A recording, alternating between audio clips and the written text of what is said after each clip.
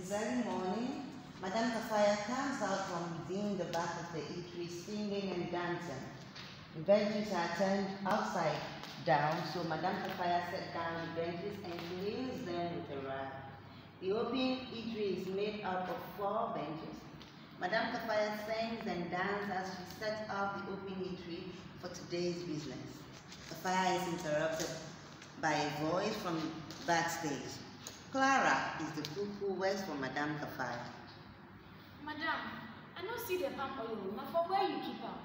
What kind of blind, stupid one is this? Stupid girl. What is this? Let's project like you're on stage, like you pick well. You are blind, right?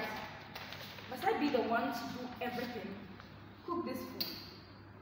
You are calling me to come and show you palm oil. Is this not where you normally keep palm oil? More commotions are heard. As the commotion goes on, Adamu and Tumi come on stage from the same direction. They are carrying sacks that contain their belongings. They start singing and dancing as they see the eatery. They sing and dance around the eatery. Madame Kafaya comes out from backstage, surprised to see the dancers. She is thrilled by the music and dance. She joins them in it. After a while, the lady loves our song and dance. Probably she will give us free food for the free entertainment. Stop that joke. I did not ask you for entertainment. Indeed, looks can be deceiving. What do you mean? One would think that a beautiful, gracious-looking lady like yourself would be generous enough to give hungry, traveling strangers some free food. Hey, my eatery is not an extension of a refugee camp, eh? I try very hard to keep this place up and running. It is strictly business. Money for hand, back for hand. Okay. Woman, what do you have? We have come a long way and we are super hungry. I am so hungry that I can eat a whole cow. Don't stand there looking at us. Bring us some fast food to chase away this hunger. Don't worry. We have money to pay. Are you drunk? Did you guys drink just before getting here? What is the time? It is barely 6 a.m. and you are asking for food. Is the food supposed to pound itself over the night and be ready for you two drunkards this early morning?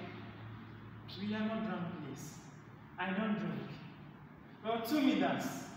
But he has not gotten the opportunity to drink for the last 48 hours because you have been on the road. Must you tell the word that I drink? Did she even ask you? No, she did not. Since when did you start hiding the fact that you are alcoholic? Oh. Since when? So now you will broadcast my good life to the whole world. I do not mind the life you two live within it, but I am just curious. Where are you coming from and where are you going? How? Pretty lady. We are coming from our hometown, baby, where we have witnessed the most vicious, brutal attacks.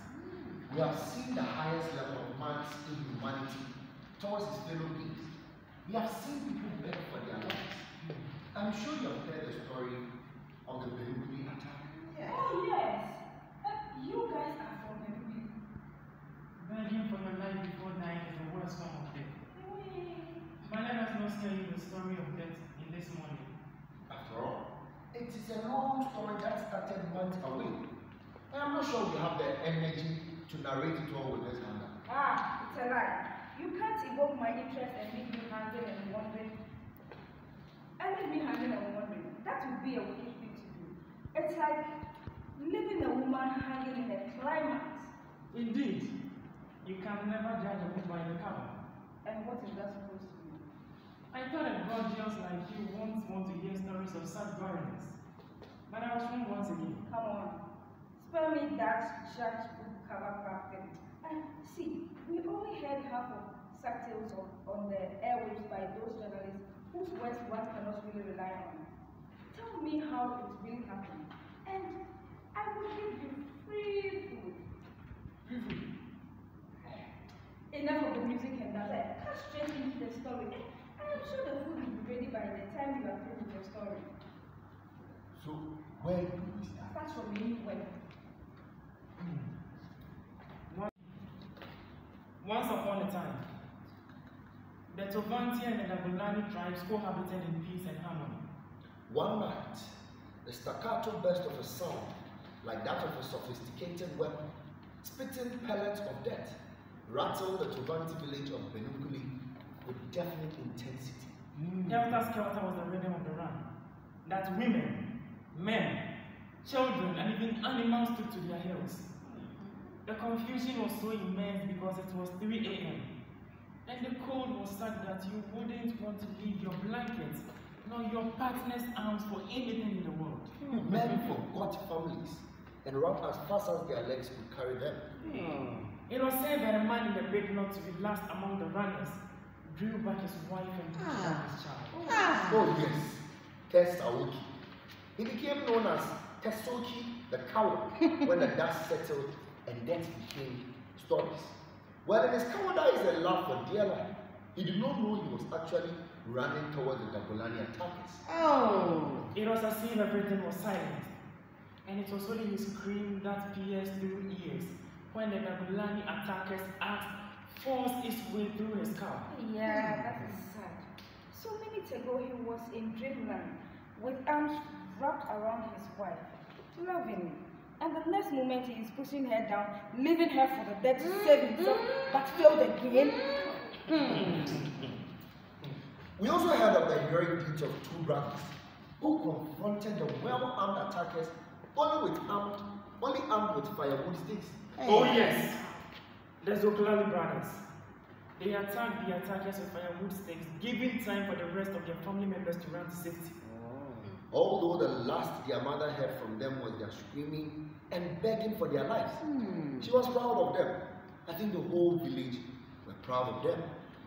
The Dagolani attackers made sure the brothers regret their heroic decision of attacking them with firewood sticks before finally slicing out their heads. War is indeed a bad thing. Of course, several people lost countless houses and business bent to the ground. So where were the security, police or soldiers when all this was happening? No one knows.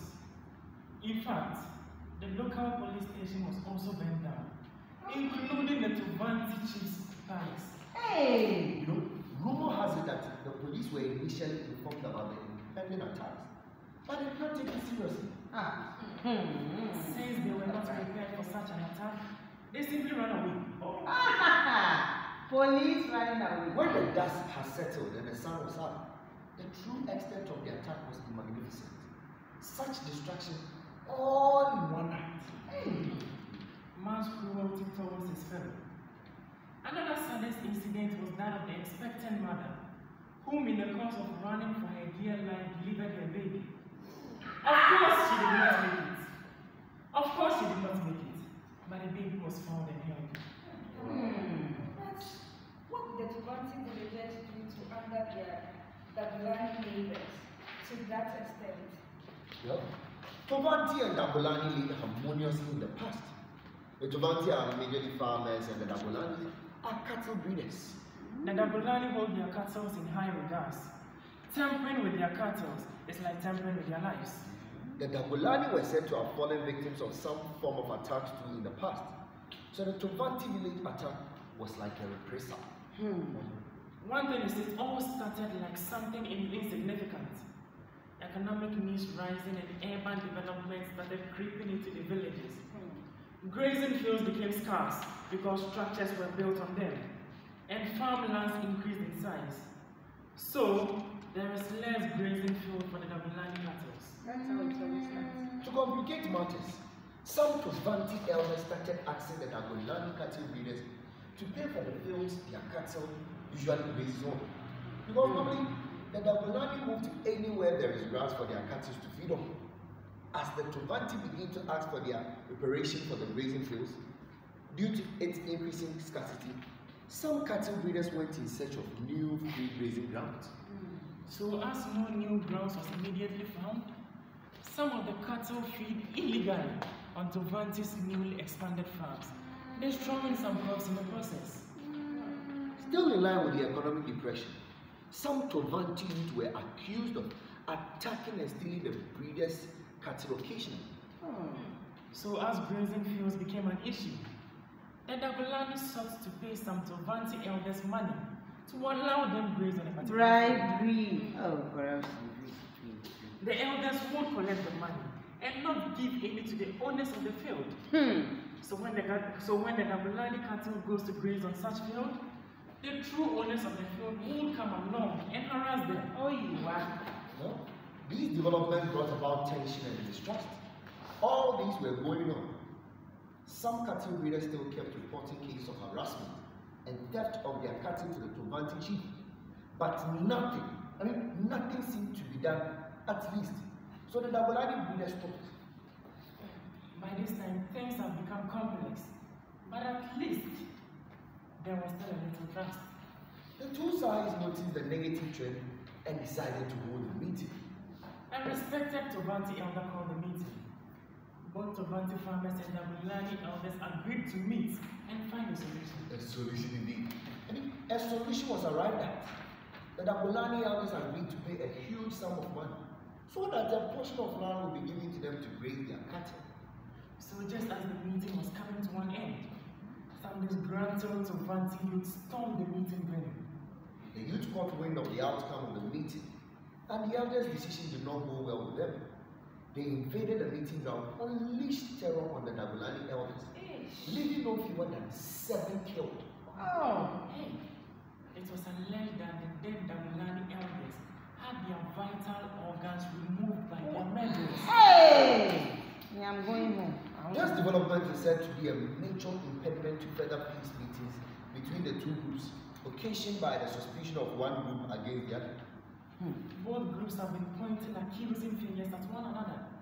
Feeling cheated and angered by the killing of their elders, the Dabulani people did not just stop at pointing fingers. They plotted, and the attack on the Tovanti village was as a result of their planning. Oh, now I see why the Tovanti village house was burnt. And I'm sure the Tovanti people did not take that lightly. Of course not. Tovanti people from all over the world saw it as an attack on the whole Tov tribe, rather than an attack on just one village. Yes, but rumor also has it that it's a religious fight. That seems to be the most viable explanation for those who do not understand the root cause of the conflict. Because the Dabulani people are mostly Muslims and the Tovantis are mostly Christians. Muslims and Christians from everywhere take sides. Each one accuses the other's faith of a larger plan to extinguish its faith. And one strange thing is, these dangerous assertions lead to the escalation of conflict and then spread the conflict to the other parts. Oh, I see. Now, when the Tovanti villagers regrouped 3 days after the attack, they did not regroup to bury their dead and rebuild their lives. They regrouped to avenge the death and cause destruction with more death. The tension in the air was intense. The other Tovanti villagers who could not fight moved to refugee camps. The police and some elders tried to talk the angry Tovanti youth out of a revenge mission. But the only language they listened to at that moment was that of revenge. So they mobilized, and one fateful night they attacked the Dabulani village. Their attack did not have any element of surprise. The Dabulani people were prepared and ready for the Tovanti attackers. Enough! Please, who won? Who vanquished whom? There was destruction of the Dabulani properties as well as lives lost on both sides. But it was not only the Dabulani villages that were ready for the attack. The security operatives were this time on high alert for such eventuality.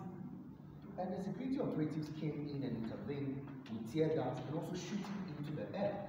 Although the Tovanti youth claimed the police shot directly at them in the process. Large-scale carnage was averted at night. More tension came in the aftermath of that attack. Rumor has it that the Tovanti villagers say they would regroup and plan better, then return. Wow. What did the government do to calm the situation? Oh! They tried to hold talks with both parties. But it was too late. Oh. It was too late for peace. Trust between the two parties is at its worst. And every attempt to bring them under one roof for a dialogue failed. The Dabulani said, never again will they be tricked and killed.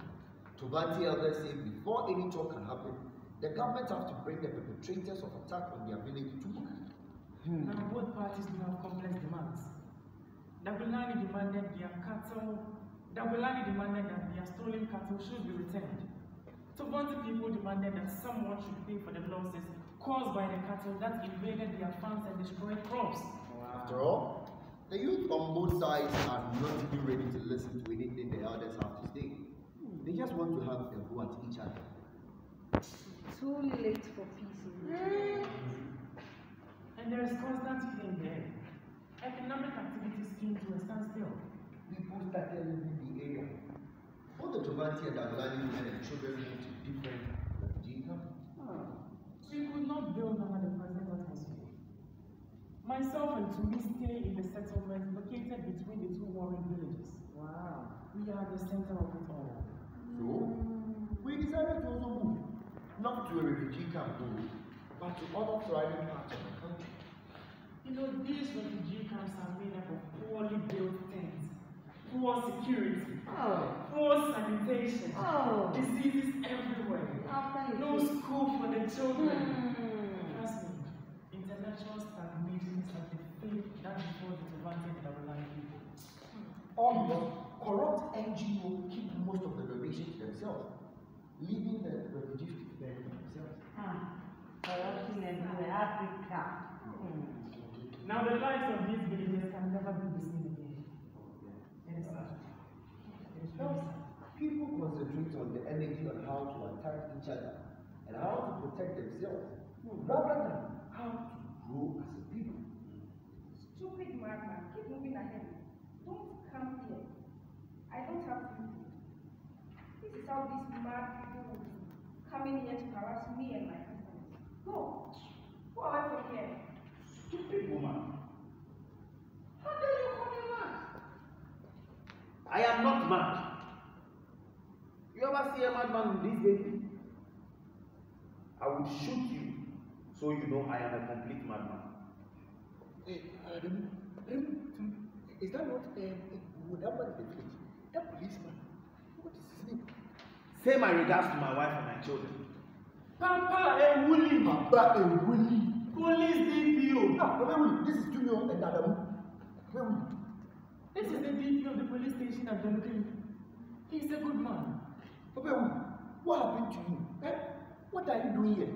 How is Benukili? Distractions everywhere. We kill and destroy. Where has the African spirit of brotherhood gone to? Papa, are you away from Benukuli? Papa, where are you going to? You've left your duty post behind. What about your family? No family. No post. No more nothing. Except violence and hate. You said this man isn't mad? Benukuli is on his knees. I am telling you. We are all on our knees without peace. If we only care for money and have no compassion for fellow man, then it would be always late for peace. We trade our humanity for materialism. This man is not okay in the head. I am scared. Here's a gun. Where is this stupid girl? Clara! Clara, is the food not ready yet? Since morning, what are you cooking back there? Stone? Madam, don't do. And they serve one now. Pass ahead. Let her bring food. Let's give food. If I return to the senses. Maggie, what happened? Let us know. Where are you going? Benukuli has lost his humanity. I am going to sense of humanity. You all should come with me. This is more important than anything else. Stupid girl. Since morning, what took you so long? Or do you have twins lurking around this country? Well, no. A very pretty girl like this. I hope you will follow me to wherever my journey takes me. No one is following you ahead. Leave my Clara alone. Keep your lustful eyes on this, your armed madman. I don't want to digest this. Come together. Let us eat and drink to an Africa where peace and harmony settle. Let us eat and drink to an Africa where growth and development is our aim. Yes, so also a self-conscious African. Let us eat and drink to life, not by our wisdom. But we are still alive today. What is that?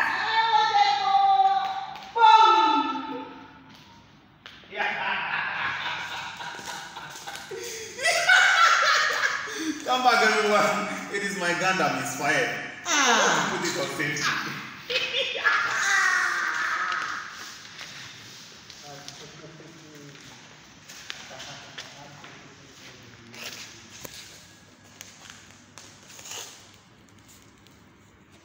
Their mother heard from them was they are screaming and begging for their lives. She was proud of them. And I think the whole village was proud of them as well. But we are left with. What is it? I'm